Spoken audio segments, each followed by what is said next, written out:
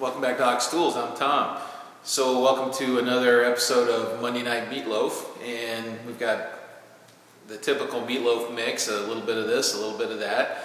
So we've got a tool review. I went to the flea market on Sunday and got a handful of stuff, and we'll kind of go over some of those things and show some of the points on those. So that'll be fairly quick. The mailman showed up the other day, and we got a little package that we're going to open up. Well, it's already open, but I'll show you what's in it, and we'll talk about that a little bit. And then we're going to start a project and probably finish it. It's a mount on the welding table for the Vise. I want to change that mount around a little bit. James Kilroy has a Vise mount that he showed. Anyway, I'm gonna use a similar idea to remount the Vise that's on my welding table. I really like that. It's one of the wonderful things about these videos and this metalworking community that we're developing here, and the sharing and the ideas is all of us can recognize a good idea when we see it, and so it makes us all better, sharing all that knowledge and our projects and the execution of those projects. So anyway, I saw, he just casually showed this thing in one of his videos, and I said, geez, that's not a bad idea, and I got a similar problem, right? So I started thinking about it, and I went to the scrapyard the other day and I picked up some materials, so now I got enough stuff to kind of pull it off and get it up, and I think it's going to make that whole setup a lot nicer. So anyway, we're going to work on that, and then I'll probably throw something else in there too. Just don't know what it is right this second. So let's suit up and let's get cracking. Okay, so let's take a look at some of the. Excuse me, I'm drinking a little coffee there. Look at the flea market scores. Well, I don't know about scores, but the flea market acquisitions. We'll just kind of go in order that I got them in. The first thing I got were these here, and you can see they're pretty far gone here. But thanks to Chuck, Outside Screwball Chuck, he's developed. Well, I don't know if he developed it, but he's getting pretty good at it. This CLR rust removal thing. Now, I happen to know, we can't see the name, we can't see the maker name, but I happen to know these are Starrett's, and what gives them away is this split nut here, and the square tapering. It starts out. They're not flat all the way, so they're square and then they neck down, and these are called Fay, F-A-Y type calipers. And these are some 6-inch OD calipers, and I believe that these will clean up quite nicely. So what we're going to do is, if Chuck's willing, I'll mail these off to Chuck, and he can do a little short video before and after kind of a thing on this, and then he can pass them on to somebody else, or he can keep them, or we'll figure out what to do with them after they're all spiffed up. So I did the first part. I bought them for $2. I'll stick them in a box. I'll mail them to Chuck. Chuck, if we can get his cooperation, when some healthy comments from you guys, we should be able to spur him on. He can take these all apart and get them in some CLR and get them all spiffed up and oiled up, and then maybe we'll send them to Keith Fenner or something like that for the next apprentice toolbox, maybe something like that. So we'll do something with those. I already have some, so but $2, and a little story there, it's kind of hard to resist. Okay. So next thing I got is this guy here, and this is called a die stock. Okay, and a round threading die fits in here, and this is a Greenfield. This is a pretty nice one here. It's not in awesome condition, but you can still see some of the patina here, the cyaniding coloring there on that. It's not bent, and most importantly, it still has the kind of the original pointed screw there. Now, I didn't even, I didn't measure what size that is. So the threading dice come in different sizes, and this looks like it's probably,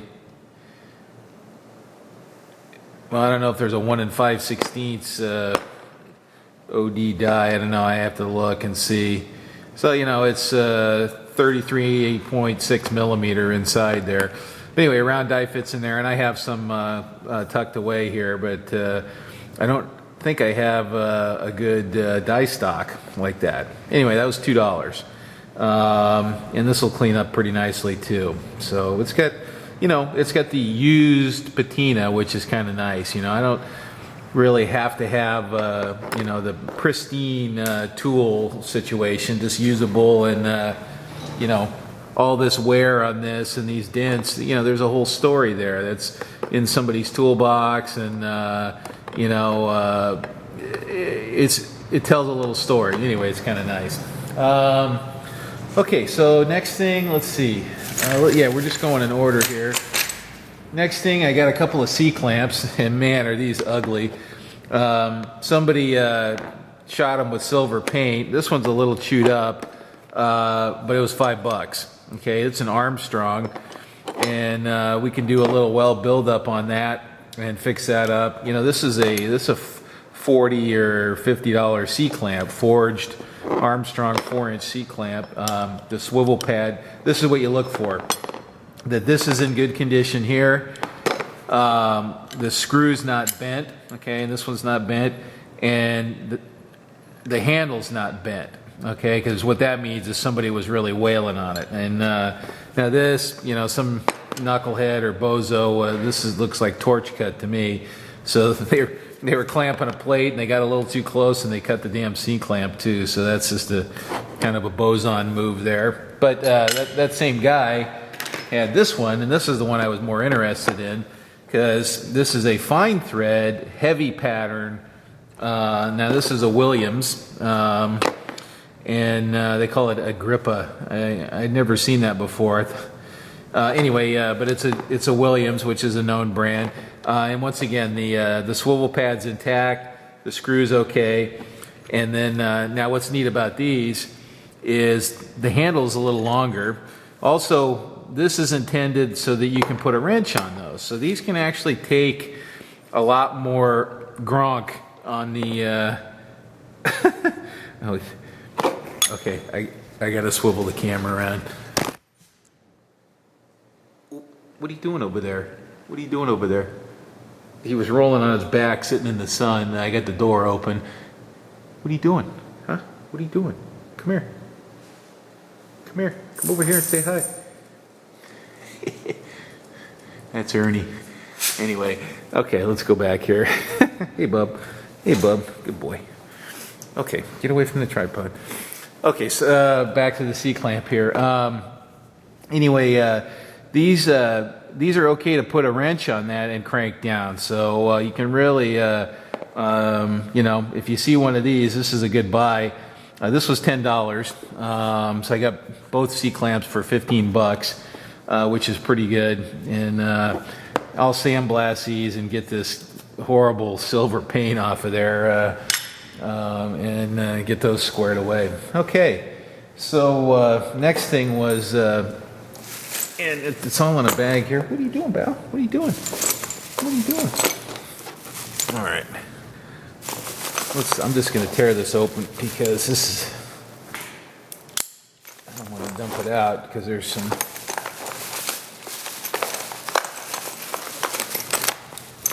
all right, there we go. Get rid of that. All right. Yeah, there was some stuff I don't want to drop. I'll just open this up. So this is a little goodie bag from, actually he's a friend of mine out there. I see him pretty regular. And he showed me a new little box. Okay, so what we got is machinist's junk. All right, so we'll just kind of go through we'll go through some of this real quick. So real quick, these rounds, all this round stuff here, solid carbide. Okay, so that's 1/4 inch diameter solid carbide, 3/8 diameter solid carbide. Now these are carbide and they look like dowel pins. And what I'll use them for is on the decal. These make nice little single lip cutters that are pretty durable over on the decal. So anyway, that's all solid carbide there, and we'll just get those out of the way because it's pretty boring. All right, and then now these tool bits here, I was attracted to these. I don't use a lot of high speed anymore, but whenever I see rectangular cross section tool bits, I usually get them. They're rarer. You don't see them as often. These are nice because they have a ground finish, and then they black oxided them or did something to them, to protect them, and then they stamped them. And these are Armstrongs.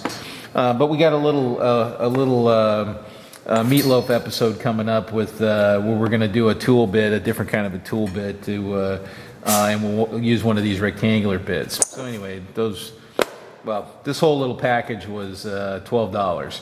All the carbide, this nice little Norton Arkansas stone, which we can clean. It's a little loaded up right there, but we can clean that easy enough. And then these drills were kind of attractive. These are some kind of die drills or something, hard material drills. And then we'll give these a try on something. They're kind of interesting. And anyway, a couple of those. So we'll give one of those a go. I don't know if those are carbide. They're brazed in. They're brazed into these shanks. So I'm not quite sure what the story is there. But we'll give them a try on something hard and see how they perform, because that's what I think they are. Is they're hard material drills. And so yeah, let's see, I think I said, so this little pile right here, that was $12. And so I think that's pretty good. So, that's more than a pound of carbide, and that's probably $12 scrap value right there. So, okay. And then the last thing, I didn't get much today. The last thing I got was this Easy Out here, and this is it's a proto Easy Out. Uses a 13/16 drill, so you can, you got a busted pipe nipple or a large fastener or something like that. You got to get out. I kind of like these square ones, and this one's not. It's not too beat up on the edges here, and you can touch these up and resharpen them too. And it doesn't look like anybody was wailing on it with a hammer. But whenever I see these, I buy them, because usually they're cheap. Like this was $1. So anyway, that's the flea market stuff for this Sunday. Okay, so I've already opened this thing up, and so we're gonna pull out the stuff that's in it here. Set that aside there. And so I'm not going to open that up just yet. Let's look at the letter first. And there's some good stuff in there. And this is from James McLargy, and he contacted me offline, and he does something very, very honorable and very powerful, as he mentors young kids in this FIRST robotics competition. Now, he helps out a couple of teams, and the two teams are the Iron Maidens and the what's the other guys? The Cyborgs, right? The Cyborgs and the Iron Maidens. So the Iron Maidens is a kind of an all-girls team, which is cool, and because we're always looking for ways to get women involved in the trades and high-tech stuff. Anyway, there's some brochures and some swag here. But anyway, he mentors these two teams, and what that means is he helps them in the shop, and he pushes them along and coaches them in mechanical design and things like that to build these robots that that they have to build. Typically what happens is that they have a task, they have to move balls around a field or, throw rings up on a hook or something like that. And they're tasked with this, and there's teams all over the United States that participate in this, and they have to build these robots, and they get a little kit, and then there's some fabrication and programming and whatnot involved with that. I'm not going to read the whole letter here. It's a little long, and but the two teams are the Iron Maidens team 2265, and that's these gals right here, and this is their little brochure here, and you should check this out in your area, because First Robotics is a really neat thing to get kids involved in getting their hands on stuff and building things, which is really awesome. It's so powerful to be able to put things together with your hands and make things work. It's pretty awesome. And then the other team is the 1155 Cyborgs, and this is I don't know, is it a mixed team or a boys team? I'm not sure which. The older team, the Cyborgs, now all boys. Okay, well, shame on you for all boys, but that's okay. That's just the way it is. And anyway, this is done with this additive manufacturing. This is one of those fused deposition modeling machines here. They made a little key fob or something like that. Anyway, they got some stuff. I'll put some stickers up around the shop. And then they sent me a t-shirt, and I love the purple color. It's pretty cool, and the green really goes with it. And that's the 2265 Iron Maidens. And okay, guys, wrong hammer. Okay, you got to get a ball peen there. Come on, and that's a carpenter's hammer. Okay, so. More appropriately, you should have a zip tie gun, because these teams live on nylon ties. And anyway, thank you very much for sending me the stuff. And here's some of the sponsors and whatnot on the back. This is the Bronx High School of Science, and anyway, bunch of stuff there. Some big corporate folks mess around with this. So anyway, you'll see me wearing the t-shirt in the shop. It'll be a good shop shirt. And there's a key fob or something, I don't know. Anyway, thanks, James. Appreciate it. Keep up the good work with the Iron Maidens and the Cyborgs. And good luck to your teams in the competition this year. And I haven't seen what the task is yet, but I'm sure I'll find out about it. So, and then you got Mr. Fred Levy. He's the supervising mentor at the Bronx High School of Science. So anyway, good luck, guys, and go win that competition.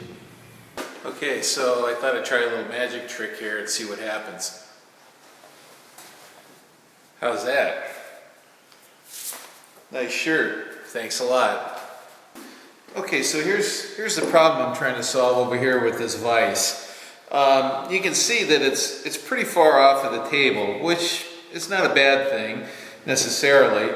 It's good for doing a little TIG welding up here, and I like having a vise on the welding bench just for, you want to hold something that you want to do a little weld on, and you don't want it rocking around on the bench.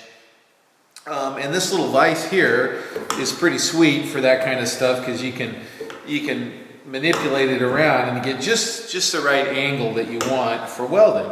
Okay, but the other thing that comes up on this welding table is sometimes I want just a table with nothing sticking up, just a big flat table.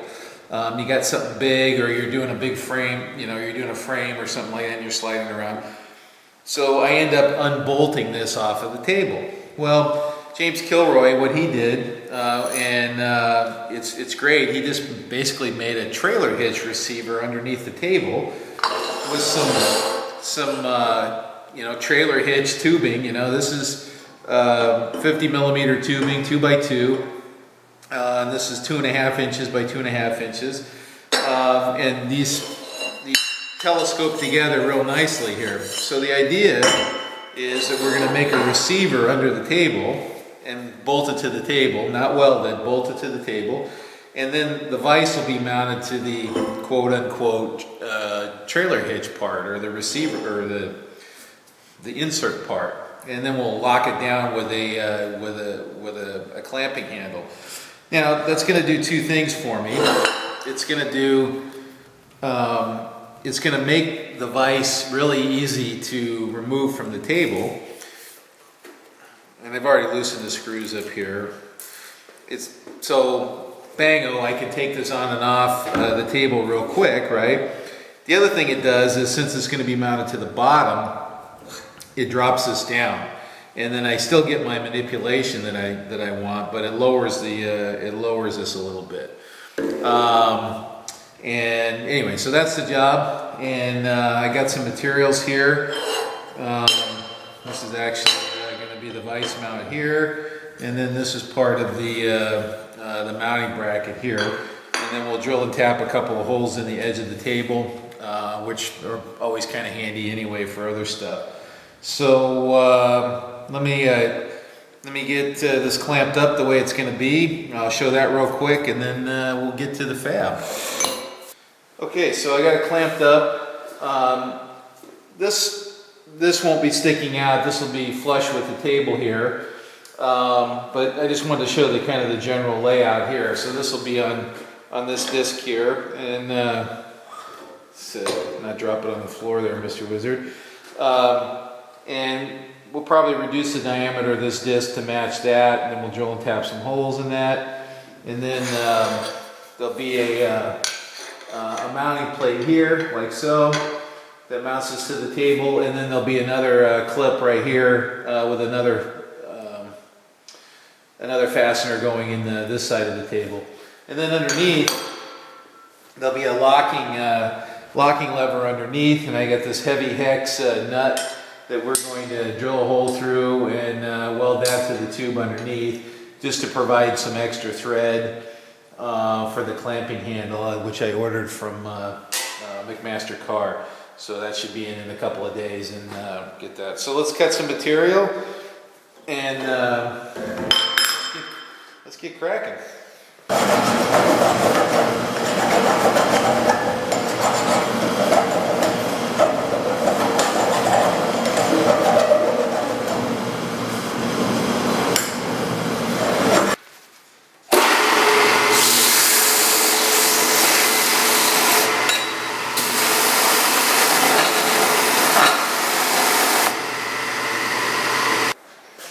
So do a little layout on this. This is the tube that's going to go underneath here.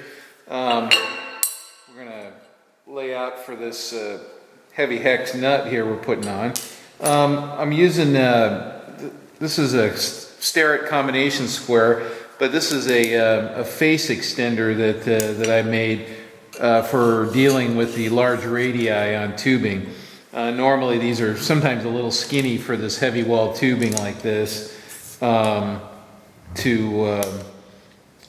not interfere with the corner there. So anyway, this just extends that face a little bit and allows you to use the sidewall of the tube as your datum reference there. So see, it sits against there nicely.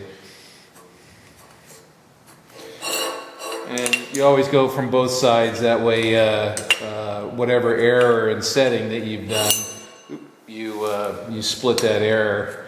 And let's see, where do we want that? We want it near the front here, so sure, why not? Let's just go with that. We're going to poke a hole through that, and then we'll weld that nut on there.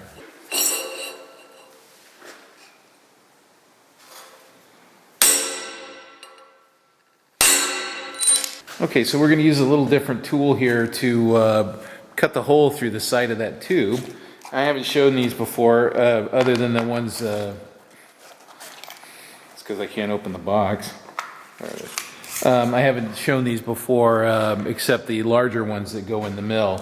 Anyway, this is a Hugin Rotabroach kit. It's a small one though, so it's supposed to go in a drill or something like that. But basically, it's the same principle. These hole cutters here, these annular hole cutters, And I'm gonna switch it out, and I'm gonna go ahead and put the larger, now that's 3/4 of an inch. What is that? So that's, can't think of it right now. Anyway, and it's got a spring-loaded center, and we're gonna go over on the drill press and cut that hole with that. All right, so let's get that in there. And these arbors have three flats on them. That's good.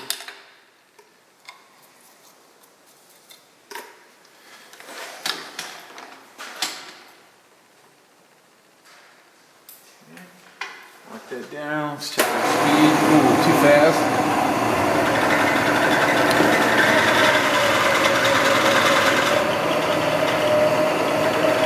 Like that. Try to get my big fat arm out of the, oh, okay, I'm okay, out of the camera there.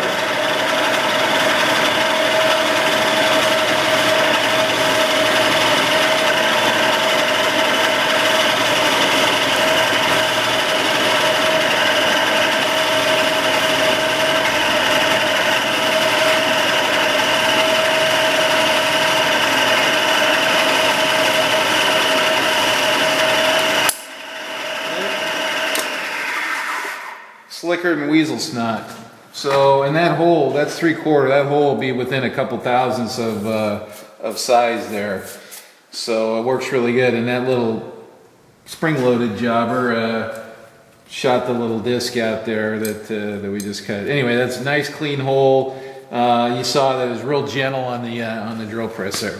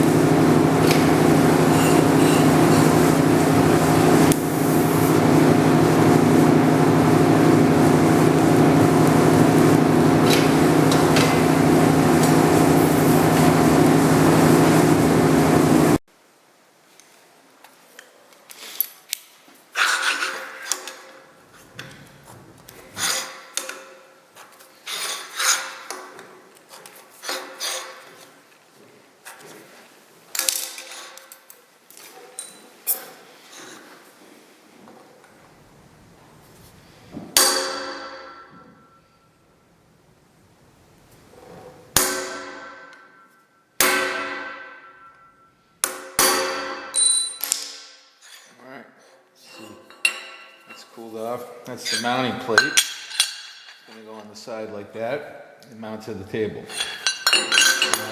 Cut a little piece for the front. Oop, crap.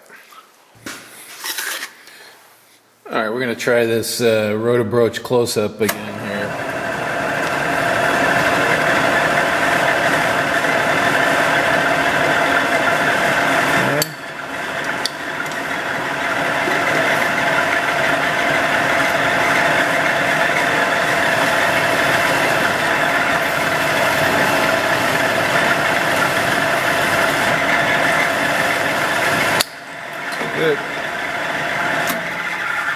Bango.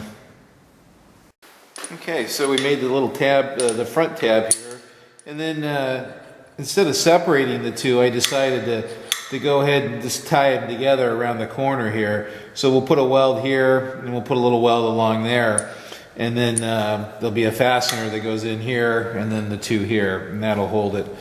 And then our vise tube will slide in like so, and we'll be able to pull that out and locate it in a couple of spots, and then just physically take it out when we want to. All right, let's get that tacked on there.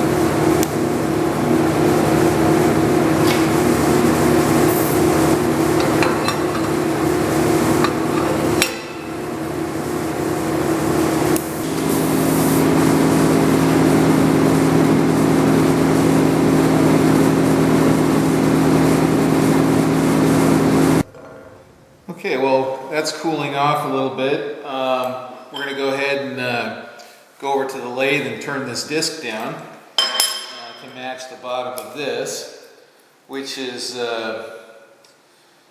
4¼ inches. It's 110 millimeters in diameter. This is a stainless steel disc, and it's 5 inches right now, 126 millimeters, and I don't know, about 12 millimeters thick, ½ inch. We're gonna turn the OD down. Okay, so I think what we're gonna do is we're just gonna use a technique called pressure plating here, and I'm just going to pressure plate it up against these vise jaws, and then it's got a nice hole in the center, so we'll just jam a live center into that, put some pressure on it. But I got a little trick for pressure plating that I showed before, but I'll show it again. So we'll clean this plate, and we'll clean that, and then go ahead and pressure plate that. Okay, so what we're going to do here is we're going to use a little double back tape on the back of the plate here, and what this does is this just gives us it's like a tire on the back, actually, is what it's like, and it gives us just a little more traction than we would get, kind of metal to metal. So if you want something to stay on there and not slip on you, this is a simple way to do that without a bunch of setup and screwing around. Alright, do a little trim in there.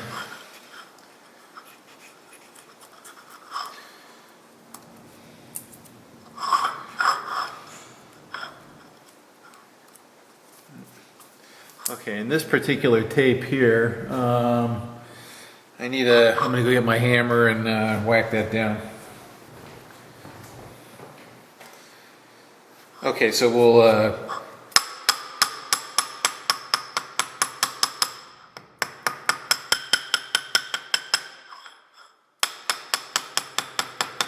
this really where'd my razor blade go? This really seats the tape and keeps it from slipping or coming loose.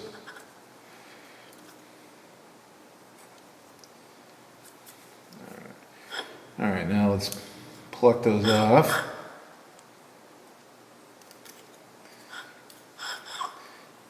This is probably the worst part of the whole thing is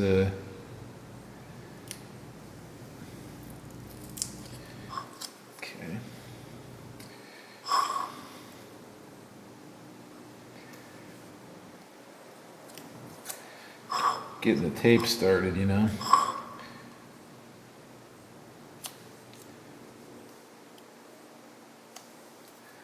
Like that. Okay. Oops, shit. Bastard.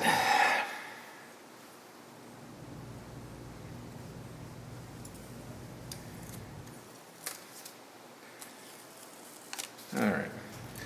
Okay, so let's get up close to the action here. Let me change the camera around and we'll go from there. So we're ready to get this little sucker up there. This is the tricky part where you need 3 hands here.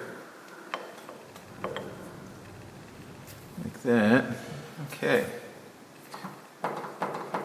And you can see I'm backing the center out and it's already holding it itself. So that little bit of tape makes a big deal.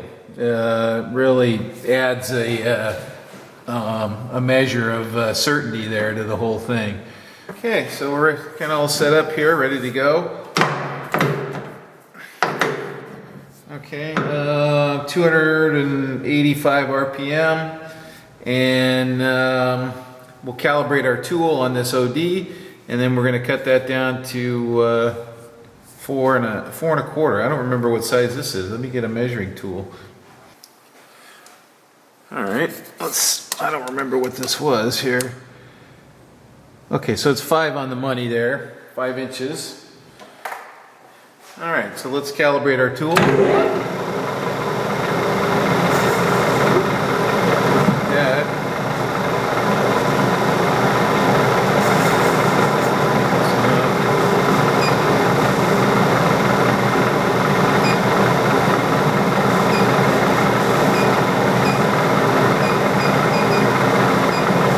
All right, tool's calibrated. Let's take a little test cut there. Looks pretty tasty.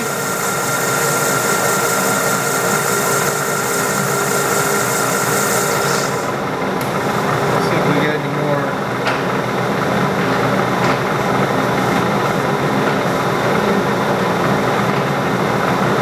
Yeah, okay. Alright, let's give it a go.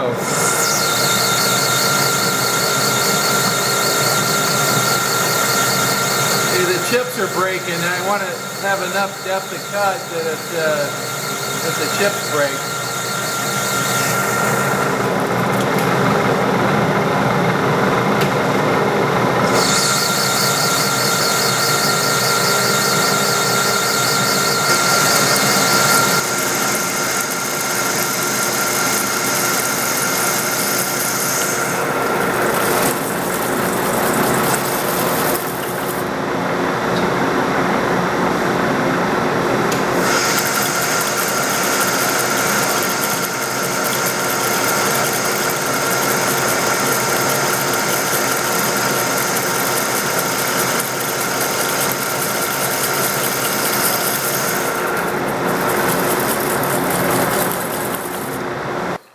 I just wanted to show you the tape basically comes right off, no screwing around. I went ahead and faced off that little lip because it was getting kind of skinny. So, and then there's a little bit of residue on the chuck jaws. We're just gonna clean that with a little denatured alcohol. It should help peel that off. Yep. Get it off now before it's a problem on the next job. Okay, and then let's give this a little wipe off, and we're ready to put a bolt pattern in that. Okay, so we're going to transfer punch this for location. Take this off. Playing around there to see how it looks.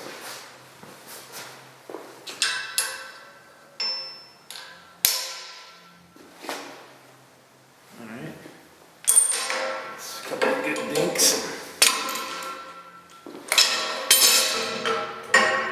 Let's get the big guns here.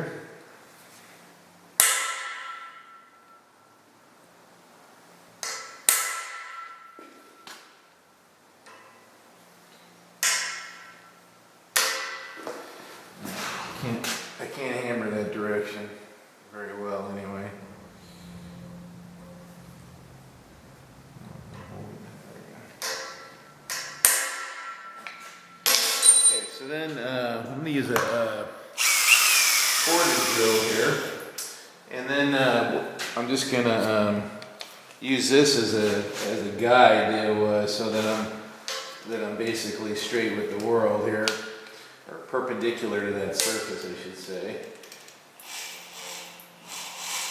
So I'll drill a pilot hole. I'm not quite ready yet. I'll drill a pilot hole, then I'll come back with the tap drill hole and do that.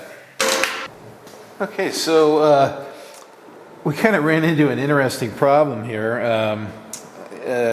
This flame cut edge here on this table, I've never drilled anything into the edge of this before. These were existing holes over here. But I went to go ahead and start drilling here, and this surface that's been flame cut seems to be heat treated, kind of. So, you know, I never knew for sure what kind of plate this was, so, and I'm still not sure.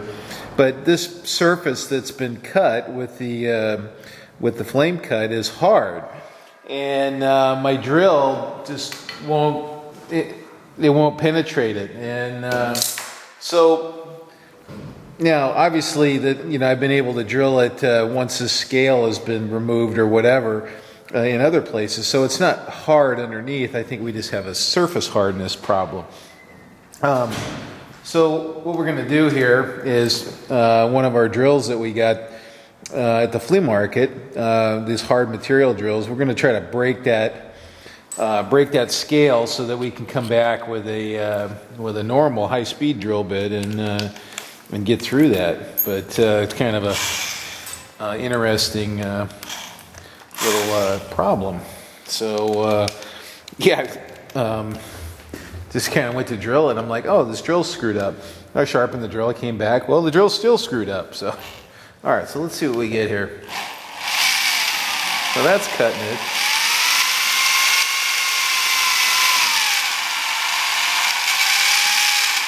All right, the chips are coming off pretty good now, so, all right, let's go back in there with our, that seemed to work pretty good. Let's take a look at that. Yeah, looks like it's fine. Let's go back in with our little pilot drill here. See what we got.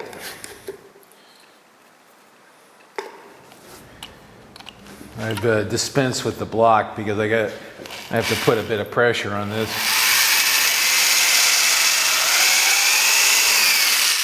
Hopefully I'm not blocking the camera at the same time. Let's do this.